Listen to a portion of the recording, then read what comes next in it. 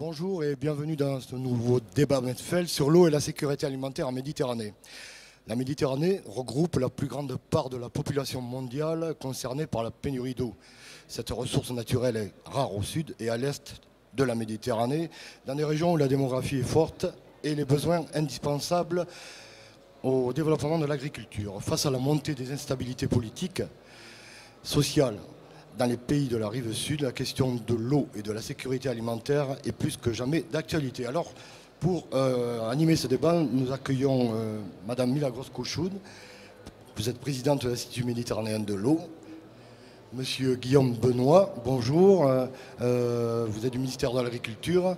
Vous êtes également président du groupe eau et sécurité alimentaire du Partenariat français pour l'eau et membre du Conseil général de l'alimentation, de l'agriculture et des espaces ruraux. Enfin, monsieur Abdelkader Hamdan, vous êtes ancien directeur général du génie rural et de l'exploitation des eaux au ministère de l'Agriculture de Tunisie. Et aujourd'hui, vous êtes conseiller auprès de l'Institut national agronomique de Tunis. Alors, monsieur Benoît, la situation dans la région méditerranéenne est-elle vraiment très préoccupante en matière de...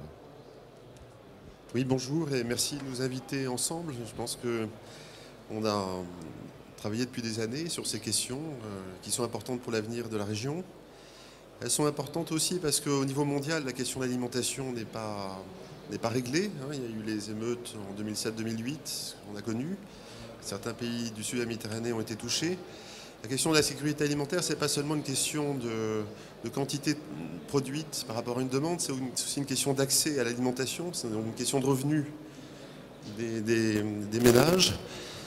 Et il y a encore pas mal de pauvreté dans des pays de la Méditerranée, surtout dans les zones rurales. On sait qu'à l'échelle mondiale, c'est surtout les ruraux qui souffrent de la faim. Et un des grands problèmes de la Méditerranée, c'est encore le sous-développement rural dans des régions un peu marginales, qui sont des régions de montagne, des régions arides. Voilà, donc il y a des fragilités sociales. Si les cours mondiaux montent, ça peut reporter sur les populations. Alors le problème en Méditerranée, l'eau est vitale, tout le monde le sait. Il y a une grande différence entre la rive nord et la rive sud. C'est-à-dire qu'au nord, globalement, on a quand même beaucoup d'eau, même si elle peut faire défaut l'été, souvent parce qu'il n'y a pas assez de stockage. Mais globalement, il y a de l'eau. Au sud, la ressource est beaucoup plus limitée. Je peux donner le chiffre, il y a 90% de la ressource qui arrive au nord, 10% au sud, pour une population équivalente.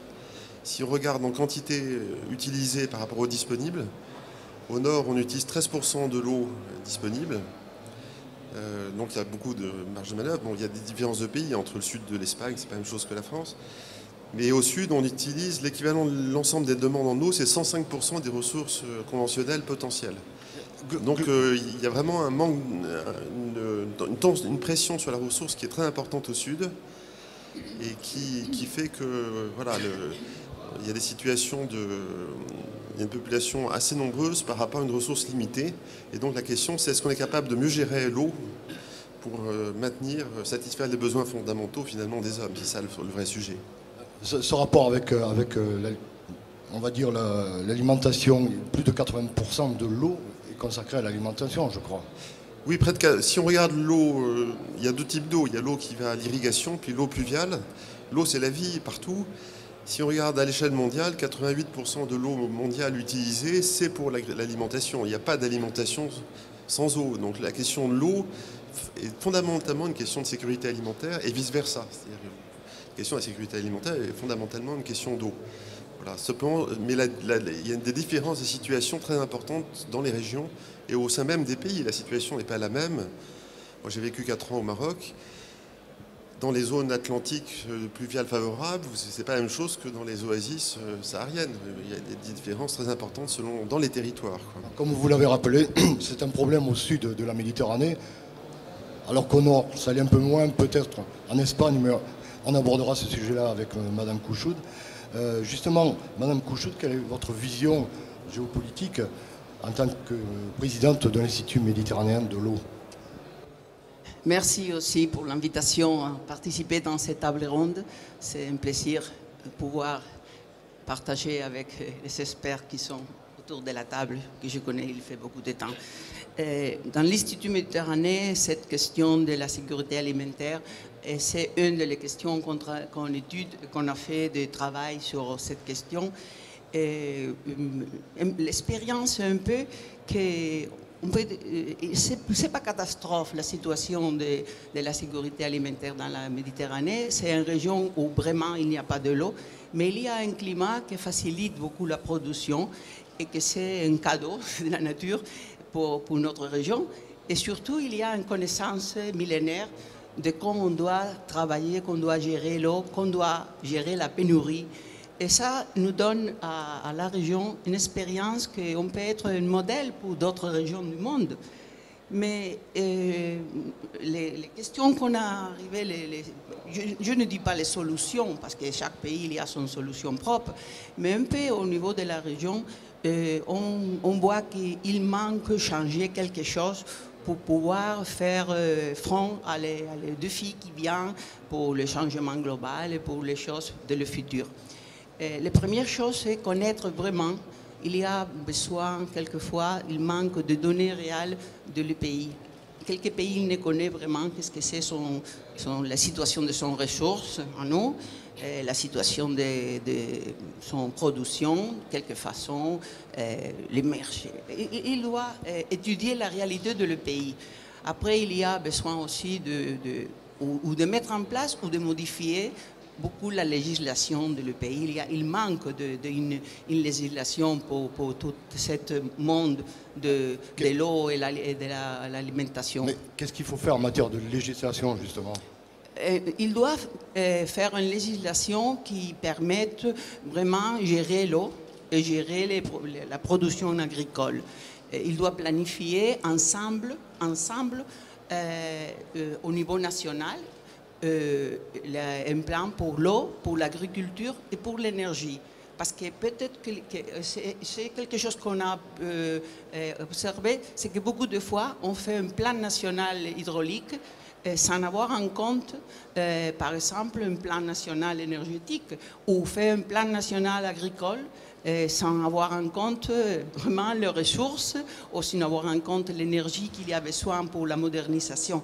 Que c'est le troisième point que nous avons vu, que c'est très très important dans notre pays, c'est tous les processus de modernisation, de changement de les systèmes de production et de changement de les systèmes d'irrigation. Parce que la Méditerranée, c'est vraiment une région où l'irrigation c'est fondamental. Il y a d'autres régions dans le monde où vraiment il pleut, il y a besoin aussi, comme dans notre pays, d'avoir un périmètre irrigué. On a parlé hier un peu qu'ici en France, on l'appelle les productions de pluie, non? Pluviales. Dans notre pays, dans beaucoup de pays du Sud, même dans beaucoup de régions de l'Espagne, on l'appelle sécheresse, production de secano, de sécheresse, parce que vraiment, il ne pleut. C'est la quantité d'eau qui tombe du ciel. C'est la modernisation. Et la dernière chose qu'on pense que c'est très très important, c'est la coopération, la coordination au niveau local, même au niveau local, parce que le périmètre irrigué, ils sont beaucoup de fois petites. Les communautés de irrigants, c'est quelque chose qui avance. L'agrupation locale, c'est très important. Il y a l'expérience des communautés d'irrigants. On pense que c'est une solution très très positive pour pouvoir améliorer, pour pouvoir aborder les questions de la modernisation, que c'est difficile sinon au niveau individuel. Et agrupé en communauté d'irrigants, on peut adopter des systèmes de modernisation et aussi pour la production et pour la commercialisation après des produits, pour chercher des marchés, pour tout ça. Alors, même pour l'actualisation des gens, pour la formation, pour toutes ces questions qu'il y a besoin, avec une coordination et une coopération ensemble, des coopératifs, avec des coopératifs au niveau local, au niveau régional, on peut trouver des solutions pour cette question aussi importante dans notre région. On a parlé d'organisation à l'échelle locale, régionale, nationale. Monsieur Benoît, quand je suis venu vous voir dans vos bureaux il y a 1 ou 2 mois, vous m'avez parlé également d'organisation macro-régionale. on est obligé de penser interdépendance. Qu'est-ce que vous mettez derrière cette notion d'interdépendance? Oui, alors il y a plus... Dans nos réflexions, parce qu'on travaille ensemble, hein, entre les experts du Sud et du Nord depuis longtemps, et on avait aussi beaucoup travaillé à l'occasion du Forum mondial de l'eau sur les questions de l'eau et sécurité alimentaire. C'est un sujet très important et qui est un peu compliqué et qui avait été jusqu'à présent pas assez bien réfléchi ensemble. Et quand on réfléchit bien à ces questions, on s'aperçoit qu'une des questions clés, c'est les interdépendances. C'est que plus personne ne peut raisonner sa sécurité alimentaire tout seul. On est tous en interdépendance. Alors c'est tout à fait vrai en Méditerranée. Même si on gérait beaucoup mieux l'eau, il y a des marges de progrès très importantes possibles. Hein. Les rendements pourraient augmenter facilement 30, 40, 50%. Il faut le faire parce que si on ne fait pas ces marges de progrès, avec le changement climatique, on va avoir des baisses catastrophiques. Hein, si on laisse les choses faire, on va avoir des baisses de rendement. La Méditerranée va être très menacée par le changement climatique. Et la question du changement climatique, c'est d'abord une question d'eau et de sécurité alimentaire. Il faut bien le comprendre. Alors, donc on a une interdépendance. Les pays du Sud sont obligés, pour assurer leur sécurité alimentaire, d'acheter aux pays qui ont de l'eau. Donc les pays qui ont de l'eau, c'est le cas de la France, ont une responsabilité pour maintenir la stabilité internationale. Ce qui est important, c'est que les pays qui n'ont pas assez de ressources puissent sécuriser leur approvisionnement. Donc il y a des interdépendances. Alors il y a une autre interdépendance sur laquelle moi je souhaiterais insister, c'est l'interdépendance entre les villes et les campagnes. On est dans une région, à l'échelle mondiale, on perd des quantités énormes de terres, et c'est souvent les meilleures terres qu'on perd, simplement parce qu'il y a un développement urbain non maîtrisé, l'étalement urbain. En France, on a perdu 300 000 hectares de terres équipées pour l'irrigation en 10 ans, c'est invraisemblable. Donc, et c'est pas terminé. Et c'est pas terminé. On voit voilà, donc il y a quand même une certaine urgence. Il faut que les urbains comprennent que le monde a changé et que la question agricole est une question centrale parce qu'on a tous besoin de se nourrir. La population, on va encore gagner 1 milliard d'habitants d'ici 2025, donc il y a une demande énorme qui s'accroît. Et la ville doit comprendre que l'agriculture est importante et on doit arrêter de gaspiller. C'est le cas notamment chez nous en France. En France, on perd l'équivalent d'un département terre agricole tous les 7 ans. Voilà, dans l'équation mondiale nouvelle qui est celle de la raréfaction des ressources quand même à l'échelle planétaire, il y a moins de pétrole, etc. On ne peut pas continuer à avoir des visions de gaspillage comme celle-là. Donc c'est des interdépendances. Puis il y a une dernière interdépendance qu'il faut bien comprendre, c'est celle entre l'amont et l'aval. Jusqu'à présent, depuis 50 ans, dans les pays du sud de la Méditerranée, et M. Hamdan dirait mieux que moi, mais on a mis quand même la priorité sur les grands aménagements hydrauliques et on a oublié un peu les montagnes. On ne peut pas s'occuper que de l'irrigation en aval, il faut aussi s'occuper des montagnes. Si on ne s'occupe pas bien des montagnes, il y a de la pauvreté, il y a de l'érosion et les retenues des barrages se comblent à toute vitesse. Or, on a besoin des barrages pour faire de l'irrigation. Voilà, donc il faut comprendre toutes ces interdépendances. C'est ça la question de l'eau et sécurité alimentaire. C'est être plus intelligent, globalement, chacun à son niveau dans son territoire, mais également au niveau beaucoup plus global entre la ville et la campagne, entre l'amont et l'aval et entre les pays pauvres et les pays riches en eau. Alors, nous avons le plaisir d'accueillir M. Abdelkader Hamdan qui nous vient de Tunisie.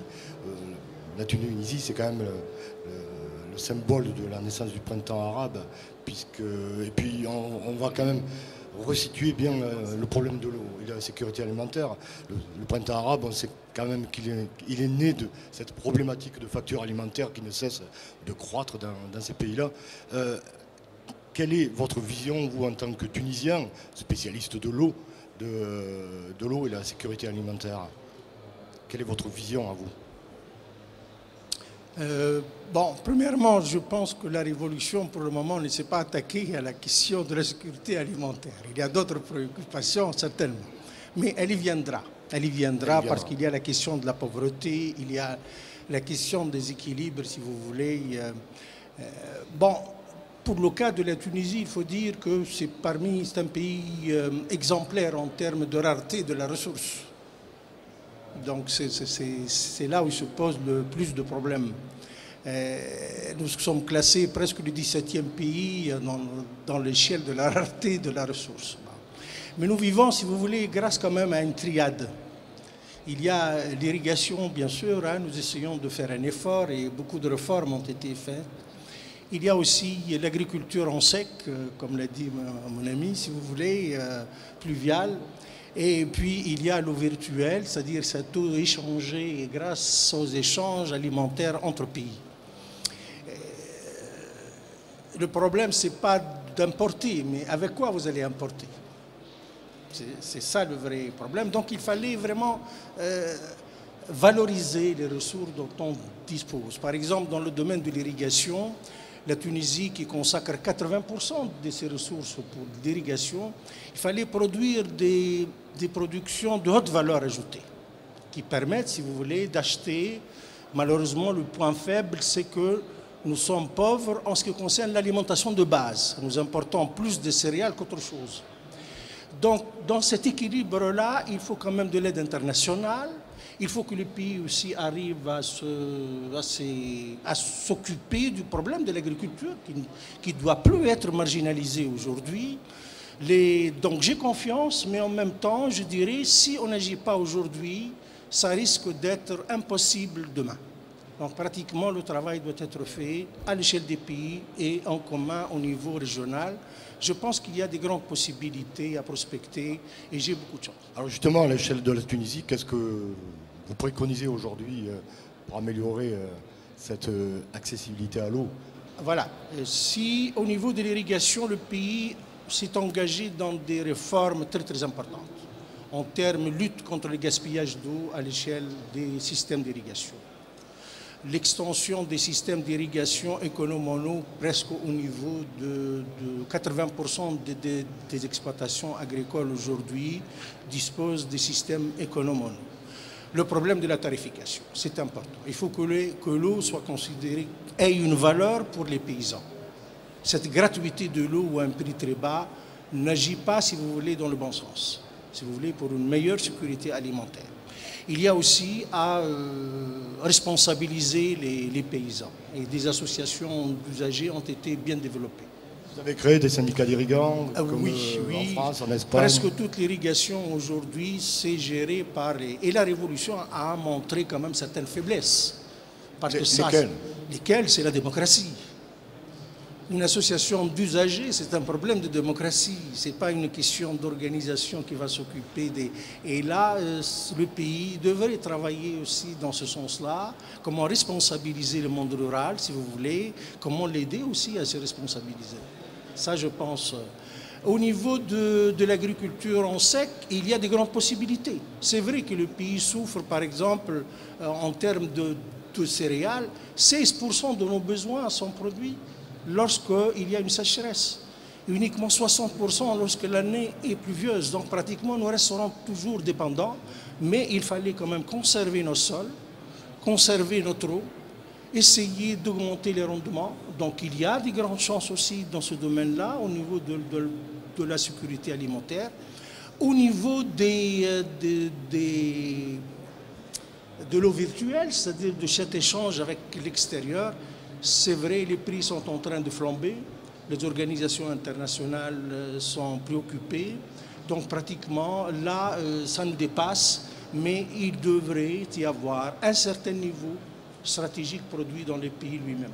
On ne peut pas consacrer toute notre alimentation de base dans les échanges internationaux. Oui, c'est clair. Je me souviens être allé il y a quelques années à Tataouine, au sud de la Tunisie, où il y avait des plantations de pêchers irrigués avec des forages qui allaient chercher l'eau dans les nappes fossiles. Oui, Est-ce que c'est toujours le cas? Ça s'est développé? Oui, bien sûr, une partie de nos ressources en eau dans le sud de la Tunisie sont des ressources fossiles. Ça représente... Oui, ce ne sont pas des ressources, si vous voulez, renouvelables. C'est pour ça que je dis qu'il faut faire attention. Il faut produire avec des produits très nobles, tels que les dattes ou les pêchers, si vous voulez, en primaire. Ça pouvait aider, si vous voulez, au niveau de la sécurité alimentaire. Donc, nous essayons de développer le Sud à ce niveau-là, grâce, premièrement, à la géothermie, l'utilisation de la géothermie qui permet de produire, si vous voulez, des produits qui sont primeurs et qui viennent sur le marché. Des légumes sous serre. Exactement. Ouais. Et ça permet aussi de régler le problème social des petits agriculteurs en général. Alors, le problème de la désalinisation, On n'est pas dans le durable là-dedans, on est plutôt dans le polluant, non? Monsieur Benoît, qu'est-ce que vous pensez de ces techniques-là aujourd'hui? Il faut relativiser l'importance. C'est quand même, en quantité d'eau, c'est quand même très mineur. Mais ceci dit, ça prend de l'ampleur. Il y a des pays comme l'Espagne ou le Maroc qui ont commencé à faire la désalinisation pour la production agricole. Mais il faut évidemment des productions à très haute valeur ajoutée qui justifient les coûts, les prix. Voilà. Il faudrait le raisonner en termes de... C'est comme les questions d'énergie. Il faut raisonner les différentes ressources possibles en fonction des enjeux des territoires. Hein. Les enjeux plus importants, c'est peut-être la réutilisation des eaux. Il y a des pays qui ont fait beaucoup de progrès, Israël par exemple, mais je pense que la Tunisie doit être bien engagée également. Mais des questions de réutilisation. Voilà, donc c'est un petit morceau. Quel type de réutilisation? La réutilisation d'abord il y a les eaux de drainage, mais la réutilisation des eaux grises, des eaux urbaines peuvent se faire évidemment. Il y a des pays qui sont très avancés, c'est le cas d'Israël. Voilà, c'est intéressant de voir, quand on regarde les différents pays, on s'aperçoit que chacun a des points de progrès. On peut apprendre chacun des autres. Hein. Mais ce que je voulais dire quand même, c'est que le plus important, c'est de s'occuper des hommes. On peut parler des techniques, mais le plus important, et moi pour avoir vécu 4 ans au Maroc, ce qui me donne un peu confiance dans l'avenir, c'est qu'on voit actuellement des changements qui rejoignent la question des printemps arabes. C'est l'émergence de vrais groupes d'agriculteurs innovants, de coopératives. Il est en train d'émerger quelque chose, et ça interpelle vraiment le sens de ce que c'est qu'une politique agricole, comment on travaille entre l'État, l'administration et les ruraux. Et l'avenir dépendra de ça. C'est-à-dire les solutions techniques, on les trouvera en fonction de chaque territoire. Mais ce qui est important, c'est qu'il y ait des hommes engagés dans le progrès et qu'il émerge des leaders qui entraînent des groupes. Et c'est ce qui est en train de se passer. Alors ça se passe au Maroc, par exemple, dans les coopératives. Le problème, c'est maintenant qu'il va falloir s'occuper sérieusement de la durabilité de l'agriculture. Parce qu'il y a quand même une non-durabilité de l'agriculture dans beaucoup de pays. Surexploitation de l'eau, salinisation des sols, érosion des sols, mauvaise conservation. Et donc on doit inventer parfois des pollutions. On doit inventer, il faut une intelligence. Le progrès passera par l'émergence de leaders capables d'aider les territoires à rentrer dans l'excellence. Le problème de la Méditerranée oblige à une excellence finalement. Et on peut être optimiste quand on voit quand même que la société bouge. C'est un enjeu de démocratie professionnelle. Il faut sortir seulement de l'idée de la démocratie politique. L'enjeu, c'est vraiment l'enjeu d'une démocratie professionnelle. C'est l'émergence d'une nouvelle catégorie de leaders agricoles, professionnels, économiques, et qui ne s'occupent pas seulement des filières des marchés, mais également de la bonne gestion des ressources dans les territoires. Est-ce que, bon, vous venez de le dire, ça passe par les regroupements, les coopératives. Est-ce que c'est la fin de l'agriculture familiale au sud de la Méditerranée? C'est le contraire même. C'est l'agriculture familiale. La grande erreur qui a été faite depuis 50 ans, ça a été dit, on vient de faire un grand séminaire à Meknès au Maroc, c'est qu'on a dans les pays du Sud, on a une vision de l'agriculture moderne qui était très limitée, qui était la grande exploitation mécanisée à l'européenne. Or la réalité sociale, la réalité humaine, c'est essentiellement la petite agriculture familiale. Et c'est son progrès qui est décisif de la sécurité alimentaire, la bonne gestion de l'eau, l'essentiel de l'eau, même dans les grands périmètres irrigués, au Maroc, c'est la petite exploitation. Mais pour que la petite exploitation gère bien l'eau et crée de la richesse en milieu rural, il faut qu'elle s'organise. Or, jusqu'à présent, il y avait un défaut d'organisation, même s'il y a des groupements de développement agricole, des associations d'usagers d'eau agricole. Au nord, on a la chance d'avoir des systèmes d'organisation d'irrigants qui fonctionnent bien, qui ont des pouvoirs, une capacité. La loi leur donne un rôle, une responsabilité. Au sud, on a encore un système qui est imparfait. Hein, donc il y a vraiment un enjeu, et surtout l'aspect économique. Mais moi, je pense qu'actuellement, pour avoir vécu au Maroc, là, je l'ai vu ces dernières années, il y a une émergence de nouvelles coopératives qui sont des vraies coopératives. On n'est plus dans l'État qui décide, qui impose, c'est l'émergence d'une vraie organisation par les agriculteurs eux-mêmes. Mais l'enjeu, c'est que les politiques publiques progressent, deviennent bien plus performantes et apprennent à travailler avec les ruraux d'une autre façon que ce qui a été fait jusqu'à présent. Est-ce que selon vous, les modèles qu'on connaît, tels que les grandes structures qui sont sur Agadir au Maroc, puisque vous connaissez très bien Agadir, vont continuer à fonctionner et à vivre longtemps, quoi? Agadir, la plaine du Souss, c'est un exemple emblématique des problèmes de surexploitation de l'eau en Méditerranée. Et ce qui est intéressant, c'est que c'est quand même une zone très dynamique au niveau agricole, la plaine du Souss. Ceci dit, ce dynamisme, il s'est exercé que justement dans la plaine irriguée, qui est en surexploitation. Et autour, l'essentiel de la ruralité, des ruraux, ils vivent dans les montagnes, dans les zones arides. Alors ce qui est intéressant, c'est qu'au Maroc, il y a une régionalisation qui est en cours et qu'il y a justement un développement économique et humain très intéressant dans la région d'Agadir. Et le président de la région et les élus de la région, avec les agriculteurs, ont pris conscience qu'on allait dans le mur si on continuait. Quand on voit l'effondrement de la nappe, on va dans le mur. Donc ils ont décidé, ils sont pris par la main, et ils ont fait signer à tous les agriculteurs, tous les groupes d'agriculteurs, les syndicats, etc., et au ministère de l'eau et de l'agriculture, une convention cadre pour mieux gérer la nappe. Mais également, ils ont fait une stratégie pour s'occuper du pluvial, parce que l'essentiel de l'agriculture, en termes de population, pas de production, mais de population, c'est dans le pluvial. Voilà, donc il y a un mouvement qui est engagé et qui est extrêmement intéressant, qui est d'ailleurs le président de la région, c'était M. Arnouch, qui est devenu ministre de l'Agriculture depuis. Et on voit qu'il y a aussi un travail de fond avec la recherche-développement décentralisée dans la région du Souss qui aide les acteurs à trouver les bonnes solutions techniques pour mieux gérer la ressource en pluvial et en irrigué. Madame Couchot, parlez-nous un peu de l'Espagne. Quand même, l'Espagne est un pays européen où il y a quand même des problèmes d'eau. En outre, il y a beaucoup de syndicats d'irrigants, c'est organisé. Alors comment ça fonctionne aujourd'hui là? Bien. L'Espagne, c'est un pays un peu singulaire, parce que comme tu viens de dire, c'est un pays de l'Union européenne, c'est un pays du Nord, bien sûr, mais son climatologie, c'est plus proche de le Sud.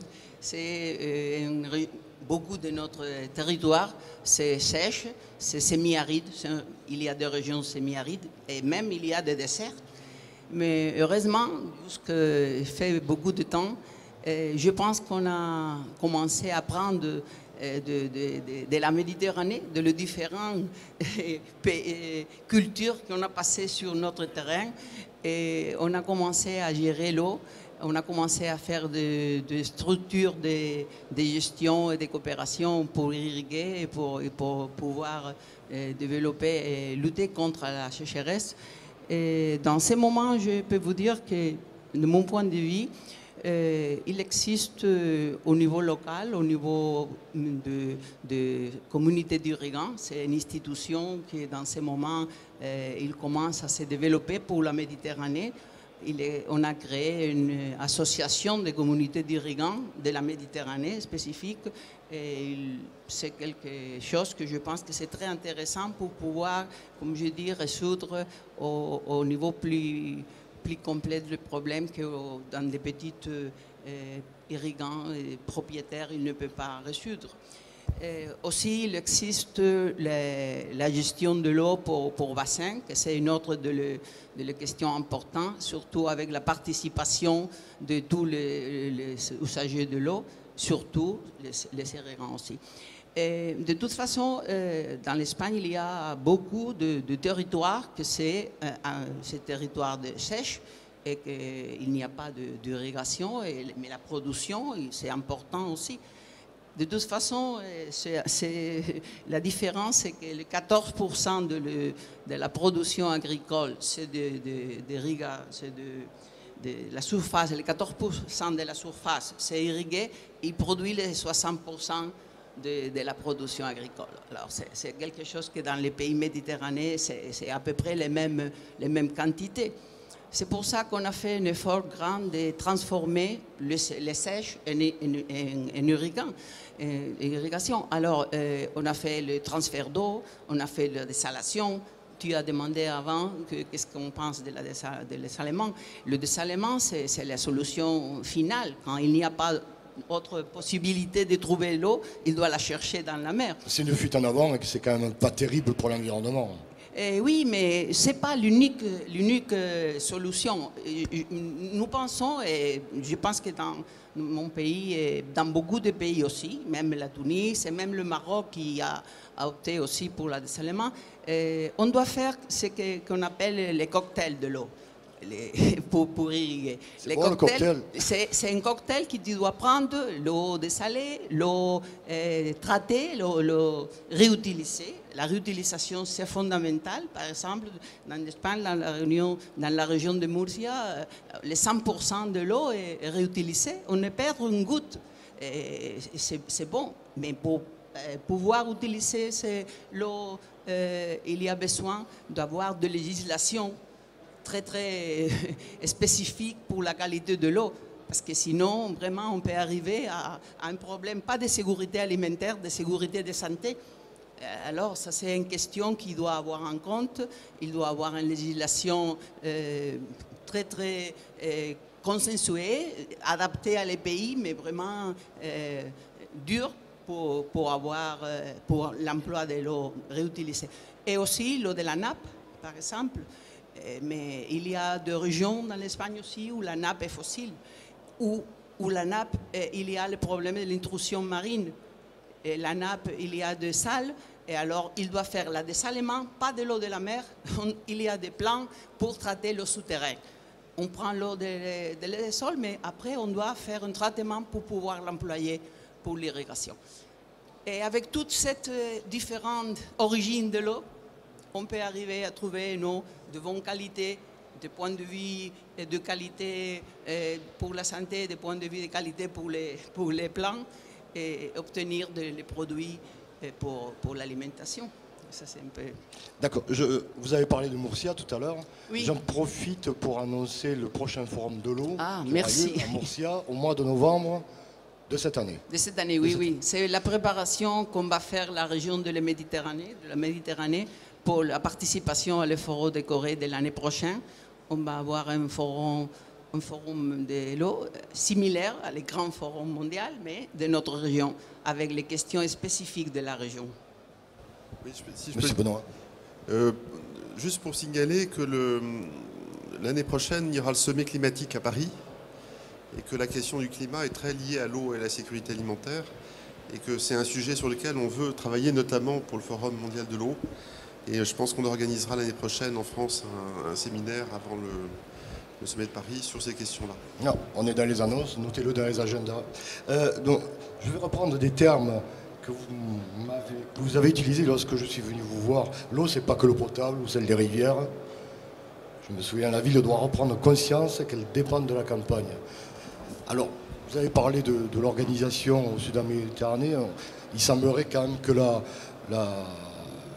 campagne sud-méditerranéenne est en train de s'organiser ou de se réorganiser pour mieux gérer le problème de l'eau. Ça sera la conclusion de ce débat. Justement, qu'est-ce que vous pouvez nous dire de plus sur ce que vous voyez en prospective sur la problématique de l'eau et la sécurité alimentaire? Moi, je pense qu'on est...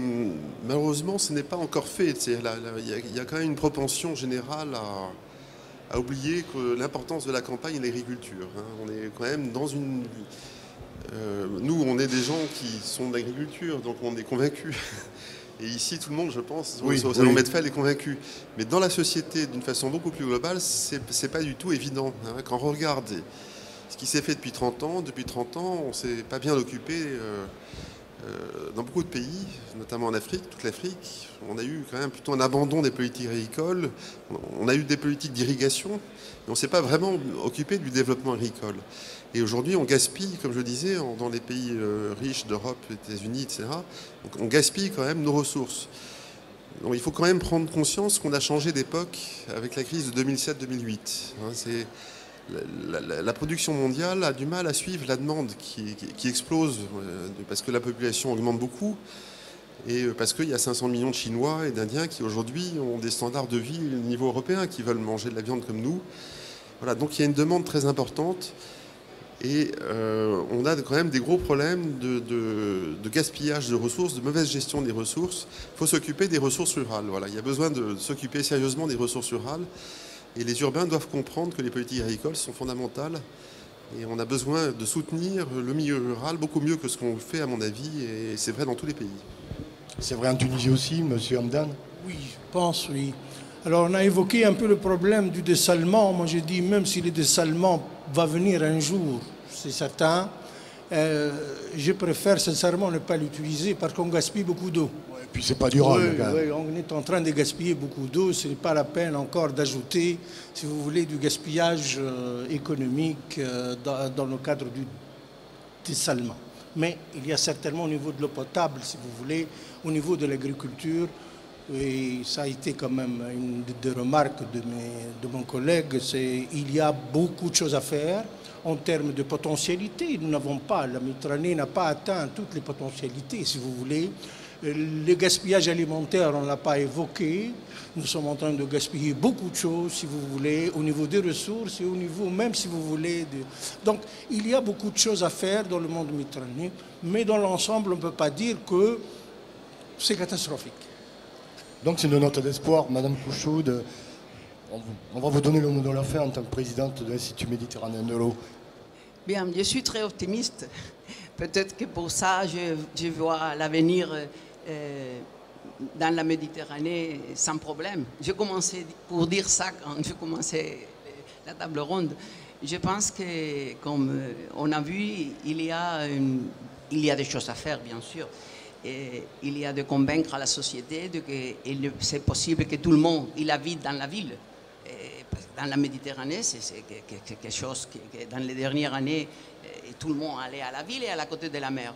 Et tu vois, la population de la Méditerranée se trouve tout dans les villes qui sont à la côté de la mer et ils abandonnent les centres des pays. Et ça, c'est quelque chose de terrible. Mais tu dois donner à les gens, l'homme, il a besoin des choses pour vivre. Alors, tu dois modifier sa qualité de vie dans la campagne parce qu'il reste dans la campagne et pour vraiment pouvoir avoir une qualité de vie bien. Alors, si on fait ça, si on arrive à changer un peu la mentalité des gens, si on peut adapter toutes les nouvelles technologies, je pense qui sont importantes.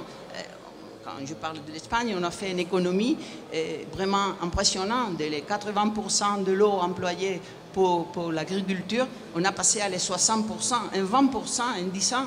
Vraiment, c'est une économie incroyable d'eau.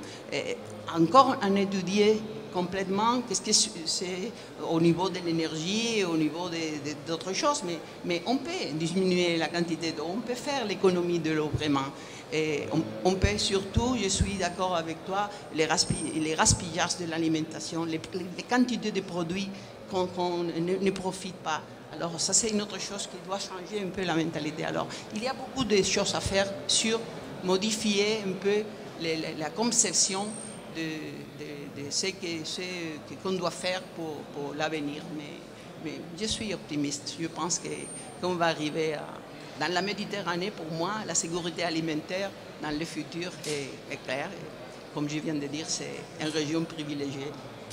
Merci. Alors, je voudrais vous signaler au passage la sortie de cette note de synthèse qui a été publiée à l'occasion de la journée de l'eau, Journée mondiale de l'eau en mars 2013. Cette note de synthèse est disponible à l'angle du plateau. Écoutez, je vous remercie pour toutes ces notes positives. Finalement, ça va pas si mal que ça. Merci beaucoup.